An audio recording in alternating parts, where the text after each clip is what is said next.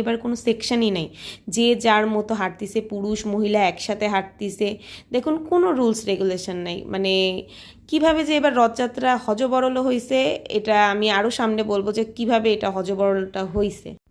এরপর আমরা হাঁটতেছি, আর যেহেতু লোকের গ্যাদারিং অনেক ছিল, পুরুষ মহিলা একসাথে হাঁটতেছিল, তাই আমরা মহিলারা যারা ছিলাম, মানে আমাদের ফ্রেন্ড সার্কেল, মা বোনেরা সবাই আমরা একদিক থেকে হাঁটতেছিলাম। যেহেতু কোনো রুলস নাই, সো নিজেদের প্রোটেকশন নিজেদেরই দিতে হবে, এরকম একটা অবস্থা কালকে হয়েছে।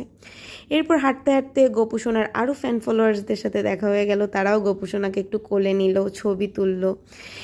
এরপর আমরা কোনোভাবে রথ ছেড়ে দিয়ে আমরা চলে গেলাম ধর্মসভা মন্দিরে, কারণ আমাদের টার্গেট ছিল আমরা ধর্মসভা মন্দির থেকে রথ ধরবো। কারণ প্রতি বছর আমরা এটাই করি, কারণ গল্লামারি থেকে নিরালা ময়লাপোতা পর্যন্ত প্রচণ্ড ভিড় থাকে, যেখানে আপনি রথ ধরতে পারবেন না, ধরার সুযোগ নাই, এত ভিড় থাকে। কিন্তু এই বছর রথের দড়িও ওইভাবে ছাড়ে নাই ইসকন মন্দির থেকে যে আমরা ওখান থেকে রথ ধরবো। প্রথম দিকে রথের দড়ি ছাড়ে নাই, শেষের দিকে এসে তারা রথের দড়ি ছাড়ছে। ওখান থেকে আমরা ধরার সুযোগ পাইনি বিধায় আমরা ধর্মসভায় গেছি। ওখানে গিয়েও শুনি যে ইসকন মন্দিরের রথ এবার এই দিক থেকে আসবেই না। সারা জীবন দেখে আসলাম ইসকন মন্দিরের রথ সাত রাস্তা হয়ে, টুথপাড়া হয়ে, সেন্ট্রাল রোড হয়ে, ধর্মসভা হয়ে দেন জোড়াগেটের দিকে যায়। কিন্তু এই বছর একদমই ভিন্ন, একদমই বোকা সেজে গেছি সবাই। আমি একা না, খুলনার অধিকাংশ মানুষই এরকমভাবে বোকা সেজে গেছে, কারণ সবাই জানে যে ওই দিক থেকে রথ যাবে। কোনো অ্যানাউন্সমেন্টও তারা দেয় নাই যে তারা এইভাবে রথ নিয়ে যাবে।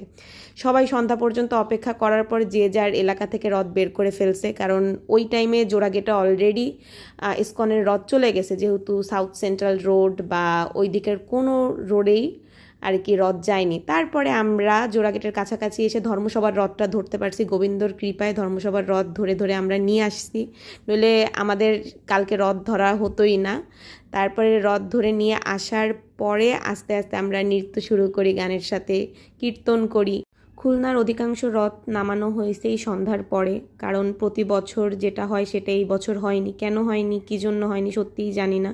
কারণ প্রতি বছর বললাম না, গল্লামারির বড় রথটা দিয়ে আস্তে আস্তে সব পিছনের রথগুলো থাকে, কিন্তু এই বছর যেহেতু গল্লামারির রথটা ময়লা পোতা হয়ে শিববাড়ি হয়ে বের হয়ে আসছে, ওই দিকের কোনো রথই পাওয়া যায়নি। এরপর আস্তে আস্তে সব রথ যাচ্ছিল, গান হচ্ছিল, কীর্তন হচ্ছিল, নৃত্য হচ্ছিল, সবাই আমরা তখনই মজা করি। সন্ধ্যার পর থেকে আমাদের মেইন রথযাত্রার যে অনুষ্ঠান সূচি সেটা পালন করা হয়।